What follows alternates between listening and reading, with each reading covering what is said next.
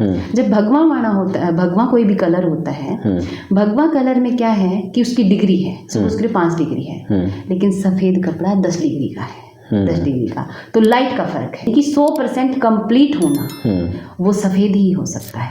आप पूरे भारत में या विदेशों में भी ब्रह्मा कुमारी के किसी सेंटर में जाएंगे तो सभी लोग, चाहे वो बहन हो चाहे वो भाई हो, सफ़ेद कपड़े पहने हुए दिखेंगे। और मेरे साथ हैं राजयोगिनी बहन सुमन जी। तो आज इनसे यही जानने की कोशिश करेंगे कि ये सफ़ेद कपड़ा क्यों पहनते हैं, इसके पीछे का लॉजिक क्या है, इसके पीछे का तर्क क्या है, इसके पीछे का विज्ञान क्या है, आखिर दूसरे रंग का कपड़ा क्यों नहीं पहनते। क्योंकि हमारे जो आर्य समाज में हैं वो थोड़ा भगवा रंग का पहनते हैं और लाल कपड़े भी बहुत सारे साधु पहनते हैं। तो आखिर ब्रह्मा कुमारी वालों ने सफ़ेद रंग क्यों चुना और उन्होंने जो हमारे साधु संत जो भगवा रंग का पहनते थे वो क्यों नहीं चुना। जी सुमन जी नमस्ते। जी ओम शांति जी। अभी हम नमस्ते नहीं कुछ और बोलेंगे। अच्छा ओम शांति बोल देंगे। ओम शांति बोल देंगे। ये है ना, ओम शांति खुद की स्मृति दिला देता है। मैं एक शांत स्वरूप आत्मा हूँ। ये कोई धर्म नहीं है, कोई कल्ट नहीं है, ठीक है, बस खुद आत्मा का ही धर्म होता है शांति। तो ये आत्मा का धर्म। लोगों के ना पता नहीं किस तरह के कमेंट्स आएंगे, ये ब्रह्मा कुमारी वाले तो इनका लड़कियों को जीवन बर्बाद कर देते हैं, इनको शादी नहीं करने देते, ये वो हमने एक टॉपिक पे बात की थी है ना। तो लोगों के अलग अलग तरह के सवाल हैं, अलग अलग तरह के माइंड के लोग हैं। लेकिन आपने ये रंग बिरंगे कपड़े छोड़ के ये सफ़ेद वस्त्र क्यों धारण किए और ब्रह्म कुमारी वाले ये सफ़ेद वस्त्र क्यों पहनते, बताओ इसी के बारे में। Thank you. ओम शांति। ओम शांति। देखिए ये सफ़ेद कपड़ा जो हम धारण करते हैं टोटली न्यूरो लिंग्विस्टिक प्रोग्रामिंग है। न्यूरो लिंग्विस्टिक प्रोग्रामिंग जी।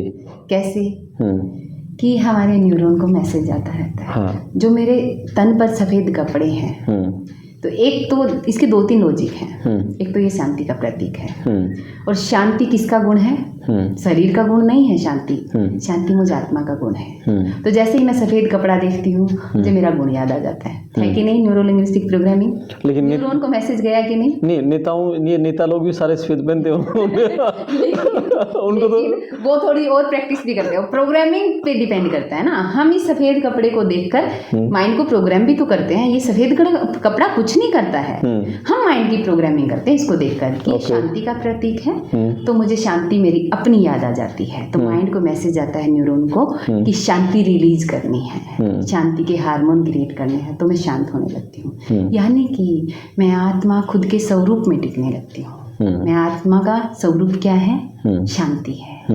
तो हुई कि नहीं ये बात। एक तो सफ़ेद कपड़ा इसके लिए शांति का प्रतीक है।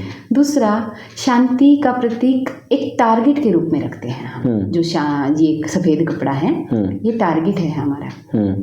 आपने रंगीन कपड़े पहने हुए हैं मेरे सामने जब बैठे हैं, इस पे कोई भी दाग लगेगा, दिखेगा नहीं दिखेगा ना, बहुत कम दिखेगा। लेकिन मेरे वस्त्र पर अगर छोटा सा भी दाग लगता है तो बहुत दूर से नजर आता है। तो ये फिर से आत्मा की प्रैक्टिस है। कैसे? अगर मेरी आत्मा बहुत बहुत मैली है, उस पर कितने ही दाग लगते रहे तो कोई ज़्यादा असर नहीं होता।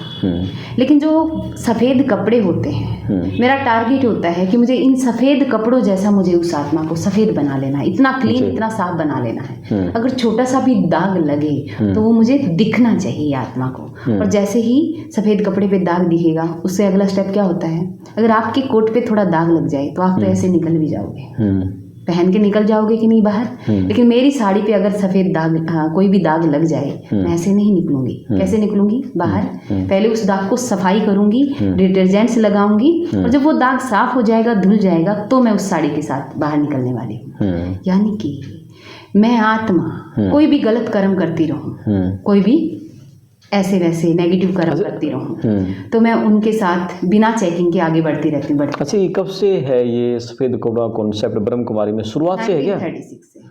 1936 से। और ये ब्रह्म कुमारी की स्थापना कब हुई थी? 1936 से। अच्छा, जब से ही स्थापना हुई थी। हाँ। ये सारी प्रैक्टिस ब्रह्मा कुमारी में आत्मा की ही करवाई जाती है। तो जब आत्मा पे प्रैक्टिस करवाई जाती है तो आत्मा के लिए तो सफ़ेद से अलावा और कोई वस्त्र हो ही नहीं सकता। सफ़ेद से अलावा और कौन सा रंग हो सकता है जिसमें आत्मा अपने स्वरूप में टिके।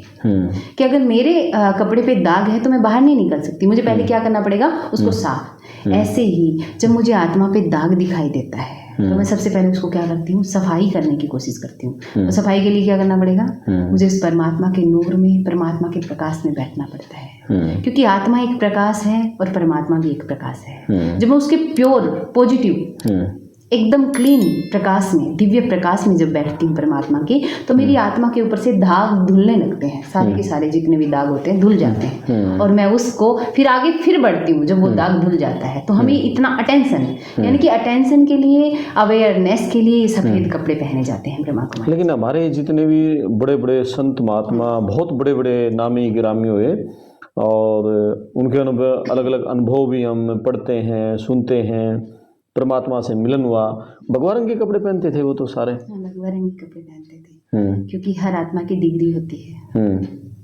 अच्छा, यहाँ भी डिग्रियाँ बटेगी?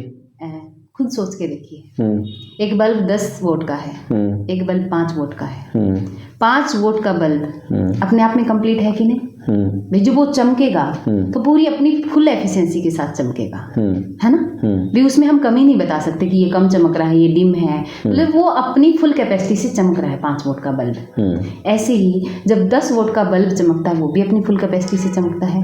अगर देखा जाए डिग्री है या नहीं, डिग्री का फर्क है या नहीं। ऐसे ही भगवा वर्णा जो पहना, मैं उस पर कोई कमेंट नहीं कर रही हूँ, मैं बस आपने जो क्वेश्चन पूछा मैं इसका जवाब दे रही हूँ। सफेद और भगवा में क्या अंतर है? कलर की बात करें हम साधु संतों पे या ब्रह्मा कुमारी में कोई कमेंट नहीं है इसमें। मैं सिर्फ एक प्रैक्टिकल जो मैं समझती हूँ, मेरा पॉइंट ऑफ व्यू है इस बात को लेके, मैं पर्सनली बोल रही हूँ इस बात को, क्योंकि मैं इन बातों पे चिंतन बहुत करती हूँ। जब भगवा वर्णा होता है, भगवा कोई भी कलर होता है, भगवा कलर में क्या है कि उसकी डिग्री है, उसके लिए 5 डिग्री है, लेकिन सफेद कपड़ा 10 डिग्री का है, 10 डिग्री का, तो लाइट का फर्क है। आपने तो एक डिग्री के हिसाब से अपने आप को ऊपर बता दिया उनसे। ऊपर नहीं बताया, बट मैंने ये बताया है इसका जो मुझे कंसेप्ट समझ आता है, जो क्लियरिटी मेरे माइंड में है, क्योंकि सफेद तक पहुंचना, अपनी आत्मा के असली स्वरूप में टिकना, यानी कि 100% कंप्लीट होना, वो सफेद ही हो सकता है। क्योंकि सफेद पे दाग दिखेगा तो हम धोने की कोशिश भी करेंगे, थोड़ा भगवा पे दाग लग भी जाएगा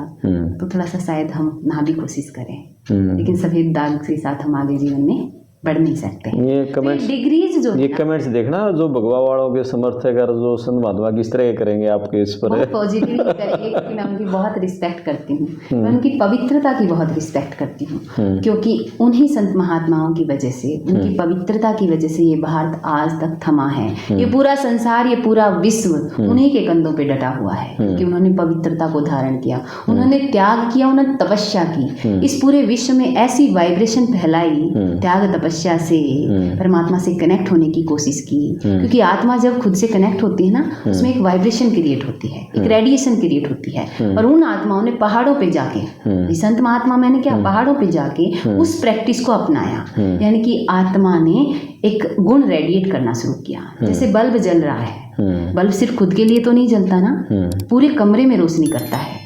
तो जब उन्होंने इस प्रैक्टिस को अपनाया, सेलिबेसी को अपनाया, पवित्र ही रहते हैं वो कभी भी फिजिकल रिलेशनशिप में नहीं जाते हैं साधु संत।